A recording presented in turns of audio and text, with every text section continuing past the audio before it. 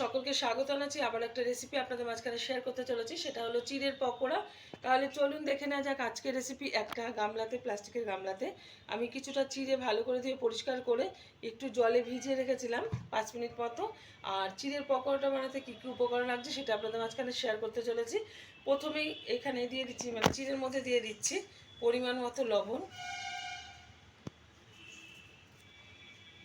দিয়ে দিচ্ছি অর্ধেক পাতিলেবুর রস। যাদের বাড়িতে লেবু থাকবে না তারা লেবু ছাড়াই করে নেবেন, লেবুটা দিলে কিন্তু একটু টেস্ট হয় বেশি। দিয়ে দিচ্ছি কুচিয়ে রাখা পেঁয়াজ, কুচিয়ে রাখা কাঁচা লঙ্কার কুচিয়ে রাখা ধনেপাতা,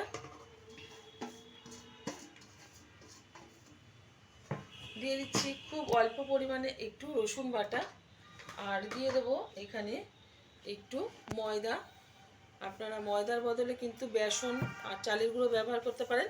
সবগুলো উপকরণ একসাথে আমি মেখে নেব। এখানে কিন্তু কোনো জল ব্যবহার করতে হবে না, কারণ চিড়ের মধ্যে যে জলটা আছে তাতে কিন্তু সবগুলো উপকরণ একসাথে সুন্দরভাবে মেখে নিয়েছি। এখন আমি এটা ভেজে নেব। চিড়ের পকোড়াগুলো ভাজার জন্য ওভেনে কড়াই বসিয়ে তাতে দিয়ে দিয়েছি বেশ কিছুটা সাদা তেল। তেলটা গরম হয়ে গেছে। এখন আস্তে আস্তে করে চিড়ের পকোড়াগুলো ভেজে নেব। পকোড়ার কিন্তু কোনো শেপ হয় না, যেরকম ইচ্ছা সেরকম দিলেই কিন্তু সৌন্দর্য বেশি হয়। আমার এই রেসিপি যদি আপনাদের ভালো লেগে থাকে আপনারা অবশ্যই আমার চ্যানেলটিকে সাবস্ক্রাইব করবেন, লাইক করবেন, শেয়ার করবেন। আর সন্ধ্যেবেলা টিফিনের সময় এরকম একবার চায়ের সাথে বা কফির সাথে চিড়ের পকোড়া বানিয়ে খেয়ে দেবেন। আশা করি ভীষণ ভীষণ ভালো লাগবে। পকোড়াগুলো একটু উল্টে দিচ্ছি।